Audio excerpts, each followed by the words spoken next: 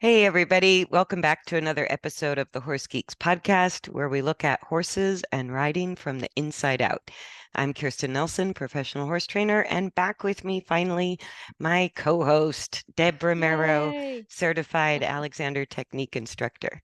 We've had a rash of different guests, which I is love it. sort of unusual for the podcast, but Yeah, keeps I things love it. Give, interesting. give me a break. Yeah, right? Not you, but me. Oh.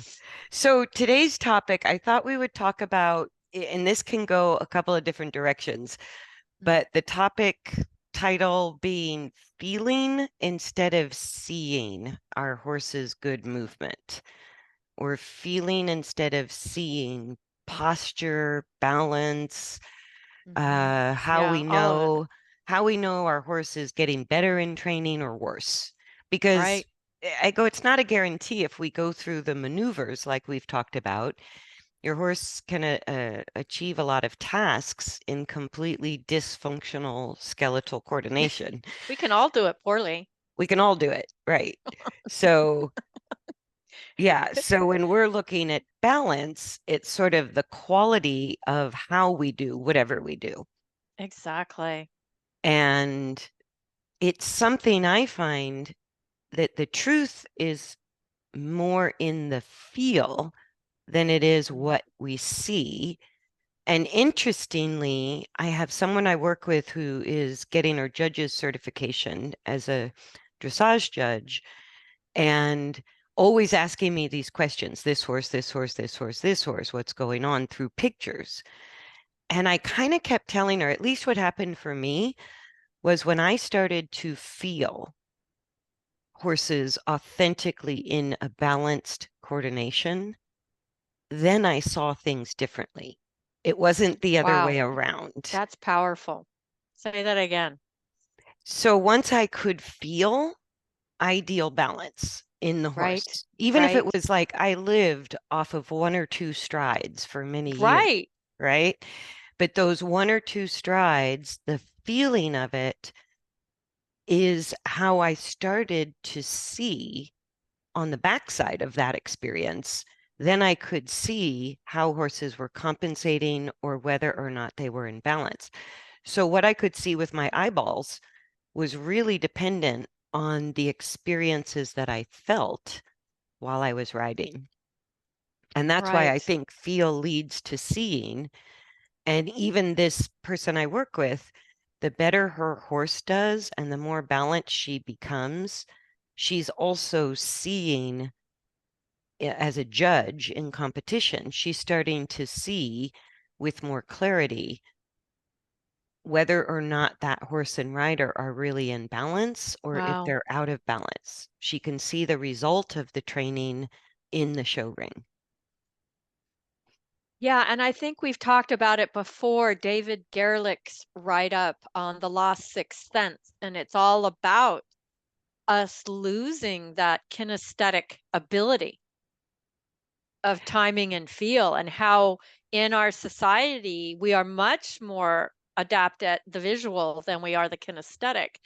And I think there was even a study done a long time ago.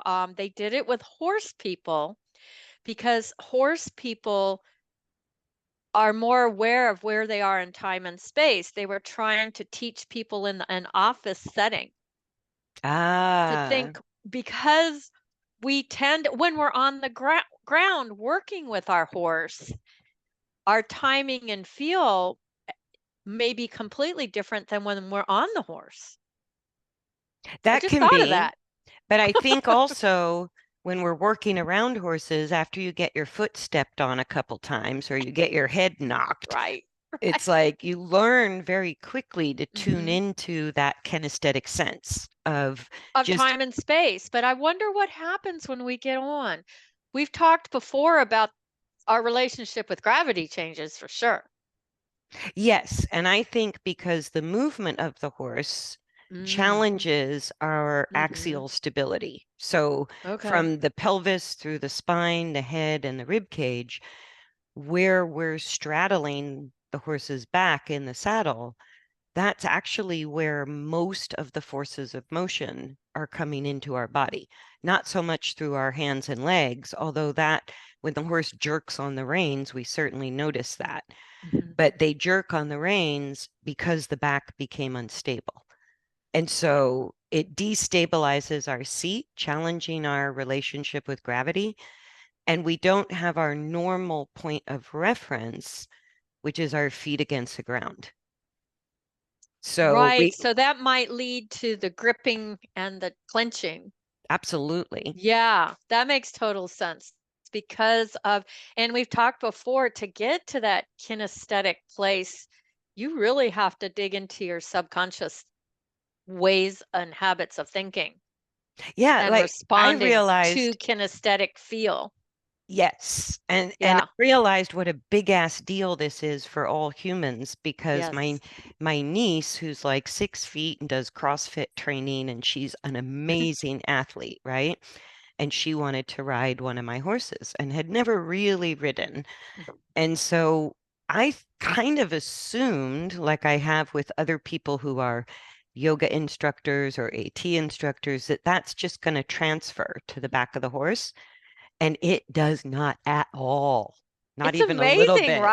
right? Like it's the human instinct is the same, no matter how fit or unfit we are, no matter how skilled or unskilled we are in some other physical realm.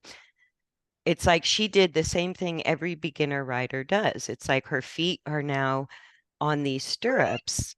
And so her legs gripped, and she brought her weight up and reached with her hands. And it was like Mhm. that whole fetal position, Right. gripping and looking at what's in front of us rather than feeling what's underneath us, where Mhm. we can't see, but we can feel. And that is no matter how prepared or ill prepared the physical body is, when you sit on a horse, it's like stepping on a boat. I go, everybody who's new, to getting their sea legs on the ocean pretty much does the same thing. We grip the rail, we stiffen, we get seasick, we like all of these things, right? And that's just what we do. Right. So it really to take our mind away from our hands and our vision is how we learn to feel, or how And we wake up our yeah, feel, I should something say. just came up in my mind. What, because occasionally we've talked about people closing their eyes while it in a safe environment. And what I also wanted to share is there is something called the vestibular apparatus, which connects all the balance to the ears, eyes, fluid in the head. Hmm. So, we really do, it really takes a lot of work to get into the kinesthetic and take away that dominant visual. Vestibular, yes. Vestibular apparatus is like, that's a predatory thing. That's, Well, that and it's works. just, it works really well when we're going through school. We're sitting and we're just using the vestibular apparatus. Like if our head is upright and we're awake, we're balanced enough to function. To do what we need to do. Exactly. Right. And Good so point. everything in school, as we go through years and years of school, is all auditory and visual. There's very little kinesthetic stuff after kindergarten or gym class. It's like there's just, Well, what's interesting is a couple of years ago, I think I mentioned I got a grant to teach in an elementary school here in the United States. They don't allow us to put hands on the kids. oh, yeah, yeah, Yeah, the teachers are not, and I'm thinking, wow, that's a huge missing link there yeah. of And you can healthy touch. you can see why, but yes. And Yeah, but it is part of that you lose without touch or nonverbal elements nonverbal's good. of conversations. We that kinesthetic sense, our sense of feel, just kind of goes dormant. And I think that's It why, does. we start to lose our sense of how close people are around us, or even when we're driving, where other cars are, that kind of thing. And we're just not aware. of our surroundings where we can't see or what's not in front of us. We become really unaware of anything sort of to the sides or behind or underneath or even above. And we just sort I of, agree. It takes like, Alexander School's only 3 years and they don't consider us masters until 20 years. So this is a process. This is not something you're just going to wake up one day and make a change. right. This is an instinct that's bred into us for safety. And to override it takes a lot of work. Yeah. No, and with riders, it's one of the things I'll work on because what's really happening with our horses always starts in the back and the hindquarters. Yes. The use of the front legs, the thoracic sling, the shoulders, the neck, the head, and what we feel on the reins in a horse's body, that's the last, excuse me, in a horse's body, that's the last domino. So And the, it's the same in people. It's the same in people. The head, neck, back, pelvis relationship is key to limb function. mm, right.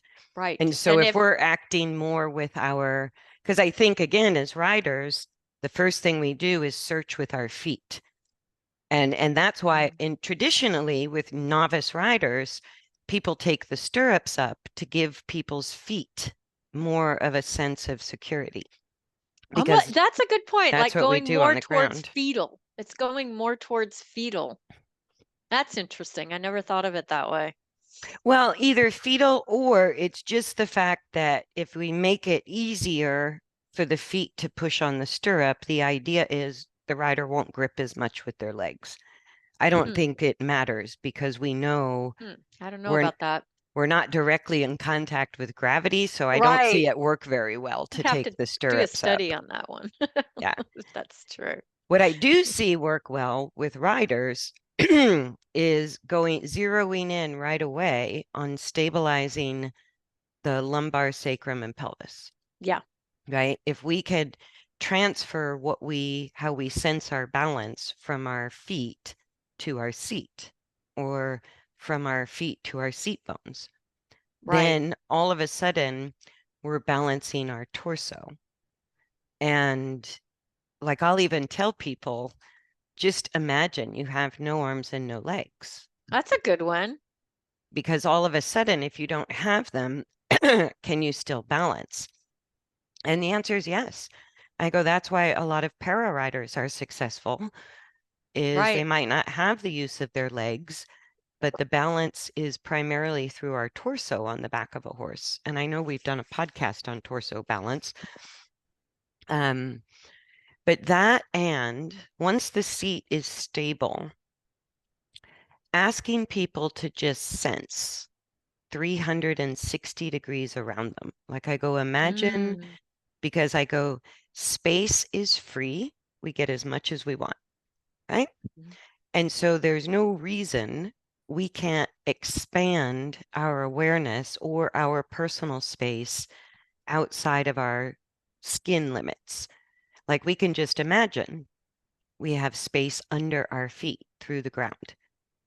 We have space up into the sky above us, or we have as much space on the left, right, or back side of our bodies that we want. And I watch people's faces just relax. It's like, And I like you using the word, I'm trying to make this transformation instead of feel, go to sensing. Because feeling is associated with emotions, whereas sensing is more of a awareness of space, like you said. It's sensing what's behind us, in front of us, behind us, and the forward. word feel is used a lot in A horsemanship, lot. a lot. And I have to be, if I'm being specific about it, we have feelings related to emotions, but we Right. also have feelings that are physical, tactile sensations through our Right. sense of touch. It means both things. Even It according does. to Merriam-Webster, it means both things, right? It's even being aware. Feelings can be aware of an internal sensation. not Right. necessarily even something external, whether it's tactile or emotional. And so feel sort of encompasses this big thing. It's And a big thing. And I I think it like what you does. said. It's inward too, because really what it gets down to is the information you're sending through your body to your central nervous system, because that's really what all of your response is based on. Yeah. So we're Yeah. actually describing kind of a literal sensation Hmm. when we say that comment was like a punch in the guts.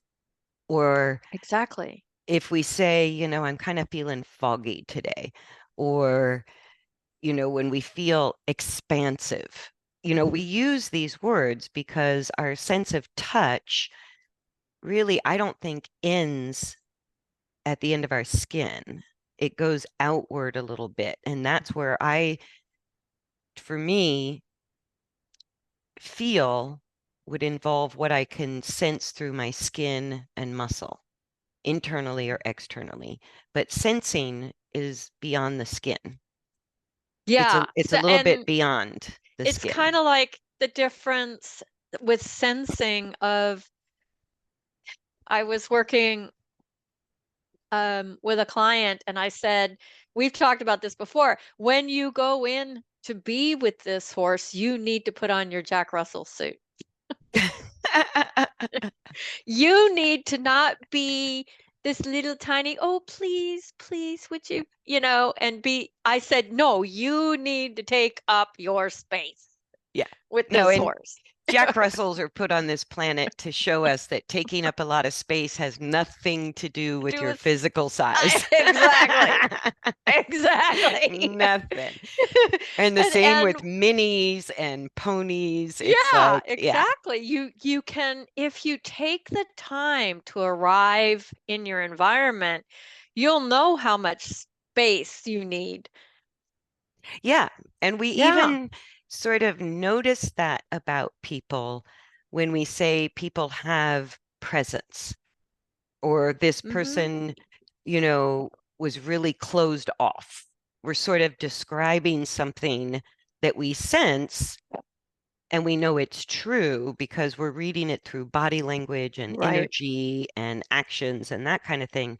But it's easy to tell if somebody is sort of introverted, closed off, and protective versus sort of expansive and Right. looking to interact. Those are very different uses of personal space.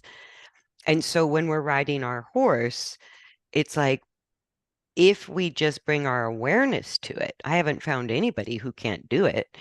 I go, just give yourself a bigger bubble, you Right. know, That's a you good way know, to put it. put you and the horse when you're riding in a bubble, right? And what's going on behind you is just as important as what's going on in front of you. But we can't see it through the lenses of our eyes, but we can kind of see it in our mind Right. because we feel it and then we can picture it. Right. And I find giving people an experience of what a balanced horse feels like, even if I'm working the horse from the ground, that is like a life-changing moment for I everybody. completely agree because I don't, like you said, it's maybe a couple of strides. And if you've never felt it, You how have do no you know idea what what you're looking for. you don't know what Eh, you're looking for? Yeah. Left And turn, right turn, shoulder. No, none of that. It's the balance part is very difficult to get on a horse and say, oh, this one's balanced, stride by stride. right, Exactly. right. And the challenge, especially with feel, is the horse's unbalanced movement really makes the rider struggle with their balance. And an Mm. unbalanced rider, even if the horse is well balanced and quite strong, eventually an unbalanced rider is going to make a horse unbalanced. I And think it goes people two really need to ways. hear that. Yeah. And so if we're unstable through our pelvis, sacrum, and lumbar, we're actually literally very dynamically destabilizing our horse's lumbar, sacrum, and pelvis, which is the hindquarters.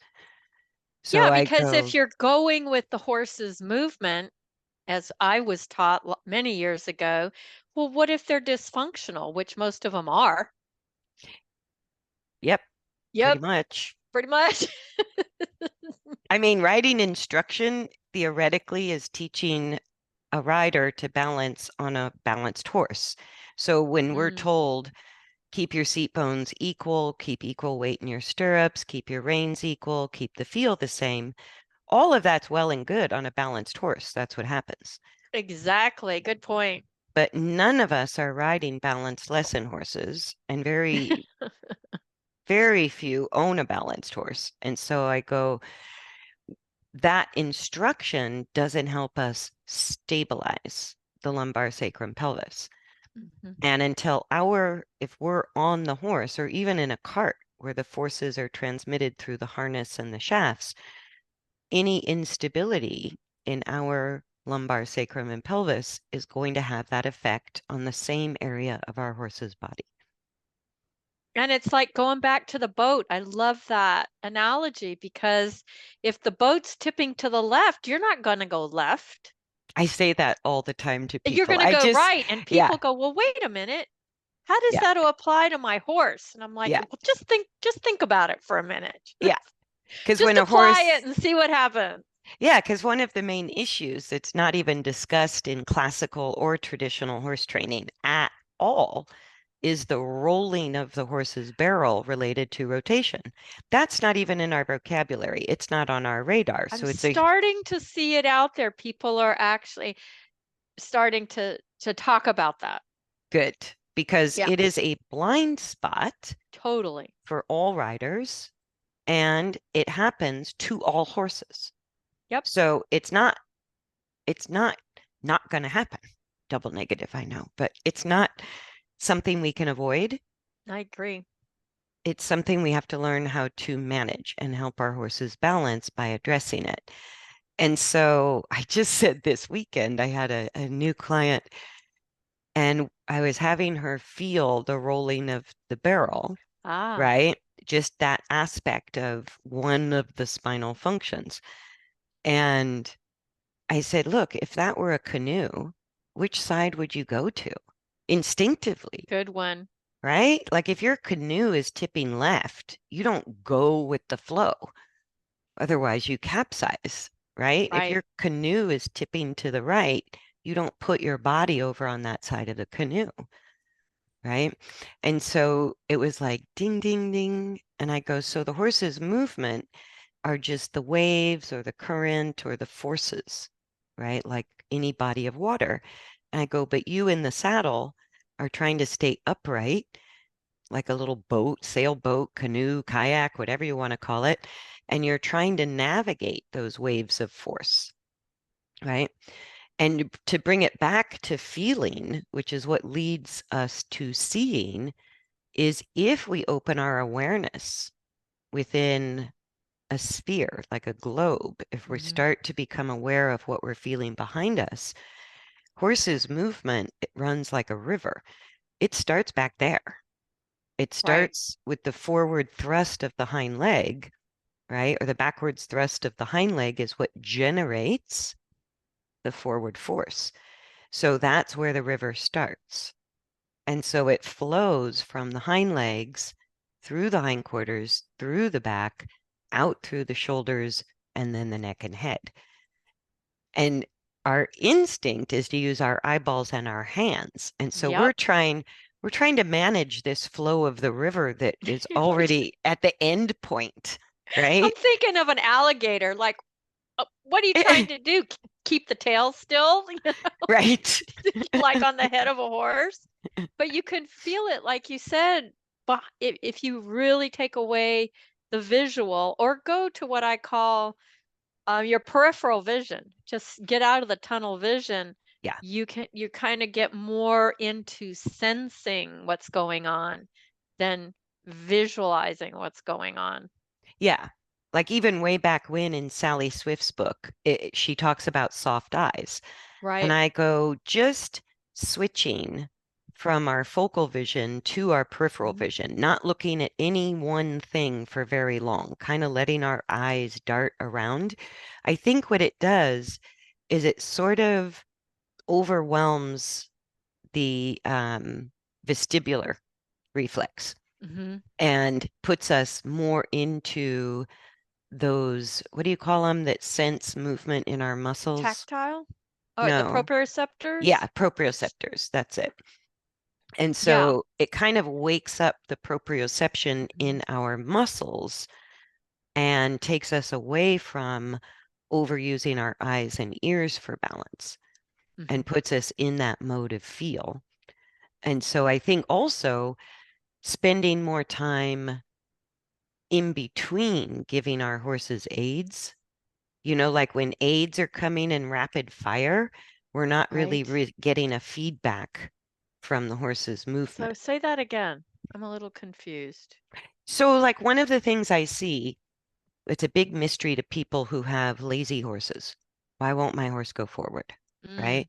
And what ends up happening is they're driving with their seat and their legs are constantly clinging, or they put spurs on, or they're so active trying to prevent active, the horse right. from stopping that there's no time to be receptive, whether we're I, talking okay, that makes sensing sense. or feeling, I think it goes right? back to our last podcast of the anticipatory reflex. We're anticipating them stopping.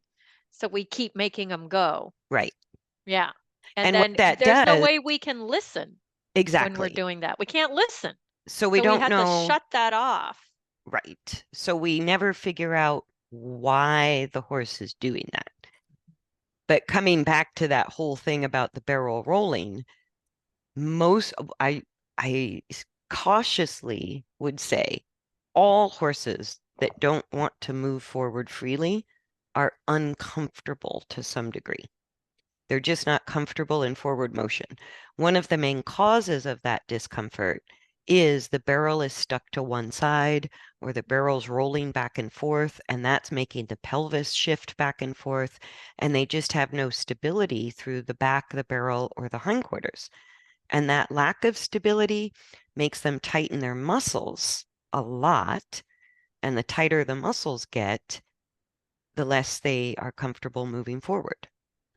And so then if we start moving and driving and kicking and pushing, it just makes them tighten more and more and more and perpetuates the lack of desire to go forward. Where Yeah. if we can get the skeleton more stable through the back and hindquarters, the muscles don't have to work as hard. They become more supple. And as the muscles become more supple, moving becomes more comfortable. Right. So I go, but if we're not aware of that, then Even in ourselves. yeah, a lot of riders are not aware that they're giving constant aids because it's just become habitual. Right. That might be a whole nother podcast. I don't know. Write that But down. if we want to wake up our sense of feel as a rider, because I also hear I have no feel, right? I can't feel. Everybody says, can you feel this? Can you feel that? I can't feel anything. And I go, okay, if you quit being active, what do you feel? Right? Or if you bring your awareness to your own lumbar, sacrum, and pelvis, are those bones moving a lot or not moving a lot? Can you tell the Right. difference? Right? So feeling internally sometimes wakes up our ability to feel externally. Mhm. And if our seat is stable, just like the horse, if our skeleton is stable, our muscles don't work as hard. And the, That's a good point because it seems like what you're saying is we're more focused on out here than we are internally. And once we change that, our sense of feel and timing greatly improves. it just wakes up. Yeah. I It's go, just it's there. available and we forgot. And I, as a Mhm. body worker for 20 some years, we used to talk with other body workers about how people were disconnected from the neck down. Yeah, Yeah, they're spending way too much time up in their head and not talking and communicating with their body. They were that kind of thing. And once you bring them to that realization, oh, there's a whole kinesthetic sense in there Yeah. that we can use everywhere all the time. Yeah, or It's even overwhelming. it can work inside to out and it can work outside to in. Mhm. I go, everybody's a little bit different, so I'll kind of play with both and see what that individual responds to. But we can start by just walking around in our daily life, nothing to do with our horse, and start to put this imaginary bubble around us, sensing maybe a foot beyond like the outreach of our arms, right? So Mm, if we stick our arms straight out, how much farther can we sense beyond our fingertips, right? right. Or can we sense what's going on behind us without turning and looking? Yes. Yeah. We used to play a game which people can play if you have a partner is one person closes their eyes and the other person brings in objects of different texture and say I would do things like okay I'm the person has their eyes closed and I would say okay I want to work with rain contact and I would hand them an apple and you should see their body expressions. They're like, what? What's What that? is that? That's not Yeah. a rain. Right. And so I go, everybody does have feel because Yeah. you can tell the difference between an apple and your riding reins. Yeah. So So when it people wakes say, I up have, that yeah, awareness of, whoa, what that am I sense of feeling? touch is huge. Yeah. Yeah, exactly. Or even like, how peeled grapes or something at Halloween where we put people's fingers in and Think tell that them it's all that. eyeballs. Yeah. I go, there's a definite reaction to that. Yeah. But just even imagining that we could take up, like a Jack Russell or a Mini, we could just take up more Or space. Shetland pony. Right. It has nothing to do with our physical size, Mm-mm. but space is free. We get as much as we want. And we can just sort of say, yeah, I would like more room, right, with what I'm Mm-hmm. doing. Or one exercise that's super interesting is closing our eyes and then bringing our hands together, but stopping before they touch, Yeah. right? And Where sort of is that? feeling like we start to even feel distance without looking, Right. right? Kind of knowing where our hands are in time and space. And there's a little bit of energy we feel right before our hands touch. Yeah, in Alexander School, I call it the rub.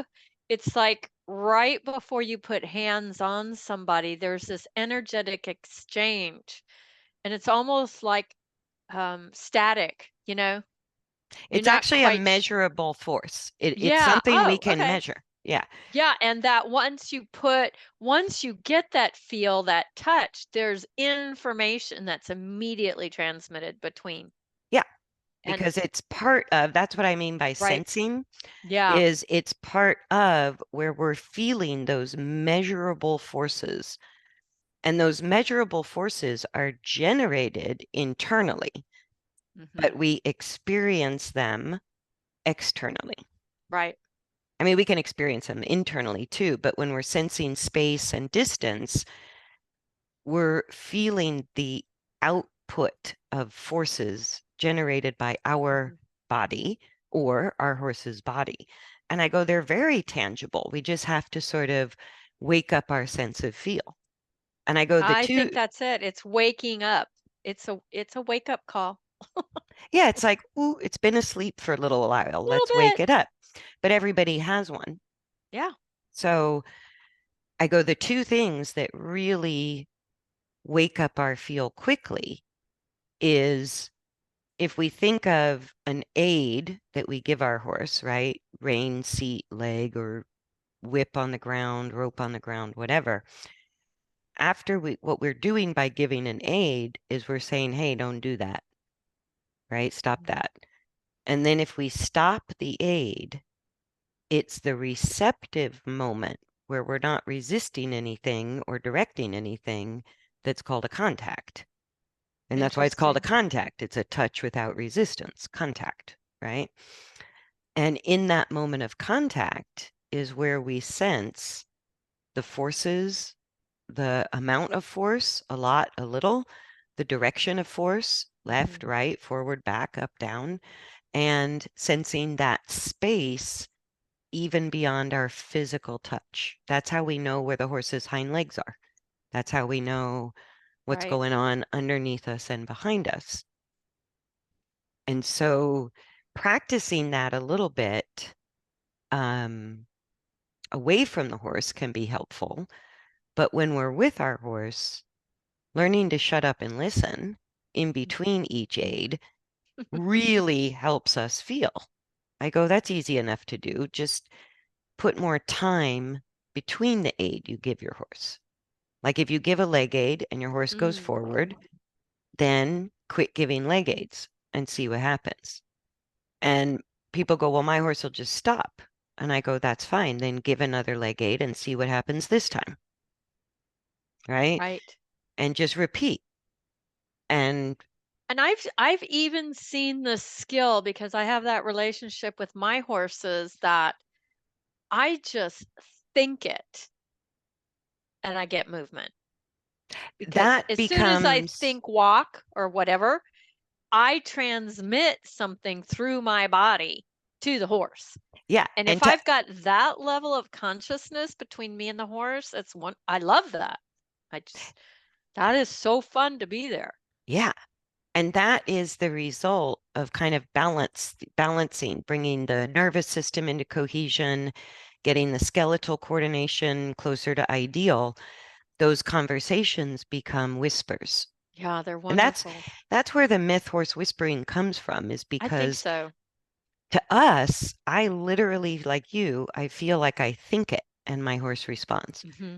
But I go, something's changing, and horses have a level of sensitivity in their sense of touch that we probably really can't imagine. Like, I just think it's even beyond our imagination to maybe not, but it's just not in I our know it's much wheelhouse. higher than ours. So It's it's much higher. it's like we're screaming at them with our aids sometimes. Yeah. And Yeah. so if we think it and then begin the aid, and we begin with the lightest pressure possible and gradually increase, there's all these moments in there for our Right. horse to respond differently, or for us to learn about our horse, keep our sense of feel lively, Hmm. and get more information even in the process of giving an aid. It's And like being in the question instead of thinking we have all the answers. mhm. Yeah. It's being in the can I listen? What did that aide tell me about my horse? Well, and so many people are surprised in a lesson if I say, look, if your horse halts, allow the halt, give the leg aid, and then refrain from the leg aid until your horse halts again. And I That's a got to big tell one. you, That's a big one. well, what shocks people the most, like the look on their face, is that within 10 or 15 minutes, that horse is no longer stopping. Exactly. I go, the We don't horse, have to keep thumping to keep them or clucking to keep them going. right. Yeah, I go, if you I just like that. allow the halt and repeat the leg aid, the horses figure out really quickly, oh, I'm supposed to keep going. And if we're not picky about the perfection of them going forward, we just go, you go forward in whatever way suits you, speed wise, stride length, energy level. At least we get forward. And once the Right. horse knows it's their job to maintain forward, then we can improve the balance. But if we're so busy keeping our horse from not stopping, there's no information we can get beyond Yeah. that. That's the anticipatory reflex going on. Hmm. That just shuts down all our listening capabilities. Right. So we never know why our horse chooses to do that. And we're always our timing and feel is way strides behind. Way behind. Way strides behind. Yeah. And what I see. Yeah. So, And I think you mentioned an important thing too, that as we kind of wake up our dormant feelings or feels, kinesthetic, sense of touch, or even our sensing of space around us, When we wake that up, the information exchange to me is so fast and so Lightning subtle. speed. Lightning speed. Yeah. Yeah. And horses are changing. They have a level of sensitivity that's hard for us to understand, and they change at a rate of speed that often puts us ahead, behind, and whoops, we're off to the left, whoops, we're off to the Yeah. right, and not being able to move in synchronicity with the horse, like not being able to what Right. we call stay in the middle of the movement. And that destabilizes us. And once we're unstable, it Mm. becomes that cycle Yep. of Catch up. less feel Yep. and less stability. And And we go into kind of like a startle fetal predatory response of clenching and gripping. yeah, and everybody Yeah. clenches or grips in a different way, not always Right. fetal, but we all do it. We all do it. We Yeah, all shorten somewhere. yeah, It yes. takes a lot of work to untrain that response. I would say more mental work than physical. Oh, totally. I would Because say it's it's, proven the thought comes before the movement. So we have to change our thinking first, even and that, about what walk is. well, What's that walk? must be the power of sort of, getting the vestibular apparatus, eyes and ears, to kind of quiet down Mhm. and let the proprioceptors in the muscle kind of wake up. And the thought of giving ourselves more space, even when we're on our horse, we can be in our own space bubble, Oh, yeah. imaginary space bubble, and separate our balance from our horse's balance. I We like that. could, yeah. And so the thought, putting our mind there of what do I feel through my skin? What do I feel my bones doing? What do I feel the forces that are coming up to me through the saddle? Or where am I sensing this? Above, below, left, right, Mhm. forward, back, and all points in between, right? Where is this coming from and where is it going? And that starts to help us communicate on a level with our horses that is an elite level of riding. Yeah, I get on and I'll say to myself something like, "Are all my joints open and available?" Do I feel more pressure somewhere, you know, than I do on the other side? Just comparing left, right, front, back. or even experimenting with things like, what does it feel like to restrict my joints? What Yeah? does it feel like to move each joint or one joint or several joints? Mhm. What does it feel like to tighten everything? And what does it feel like to loosen everything? And I Right, go, just those kind of questions help us find that balance between stability and mobility, right. right? Because that's like getting your sea legs or on any body of water, or even if you carry a bowl of water in order to not spill it, we find that Mind game. balance, right? We find that balance between mobility and It's stability. a mind game. Well, and it's so subtle. I have no It's very idea. subtle. And I have no idea the complex coordination it takes for us to carry a bowl of dog water without spilling it. Fill it up, carry it across the kitchen, put it on the floor, and you didn't spill a drop. That's a skill. That's balance, Yay. right? And so if we sort of go, how did I do that? How did Mm. I do that? Like a lot of times I'll say, look, just imagine you're carrying that bowl of water in your seat, Mhm. but you already have the skill to know how to not spill it, Right. right? And that starts to put together that complex coordination of tension and tone and skeletal coordination and how to resist forces of motion without becoming too loose or too tight. Exactly. Yeah, but we have to put our awareness there and we have to kind of go, what do I feel in order to wake it up? It's that pause and interrupting our habit of pattern. Just that pause again Yeah. to say, "What do I feel?" Or even to open our awareness. Like, I'm getting in my car, I'm going to work, am I even aware of anything other than this tunnel in front of me from point A to point B? Am I aware Exactly. of any, drivers on the left, the right, behind? Am I aware of what's going on down the road or, things like that? I agree. It just starts to get us more You can used practice. to, Hmm. yeah, more You used can to practice other tapping into places. it. Yeah, Hmm. But I think the topic feeling leads to seeing, or we could say feeling, whether it's emotional feelings, because that also is going to affect how much space we take up, how we exactly. use our energy, how we receive feel, how Yes, we project feel, totally agree. right? But you have to acknowledge that. You have to be present with it. Yeah. Yeah. Yeah. So if we're not aware of what we're feeling or our space around us, Mhm. we literally things come out of the blue, is what it feels Out of the like. blue, good one. Or like you said, we're predators, so we tend to tunnel vision things. So Right. thinking more like our horse thinks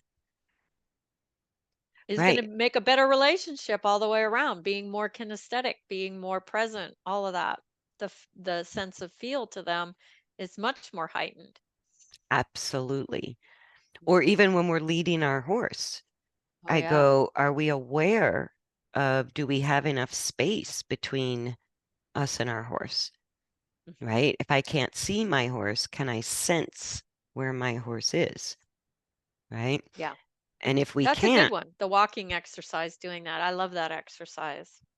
yeah, Yeah. yeah, we'll have to do a podcast on the synchronization exercise because that really That wakes up really is people's a lot of senses. things. Yeah. It's Hmm. very eye-opening. Yeah. But for now, I think we've yapped long enough. What do you think? Okay. Yeah.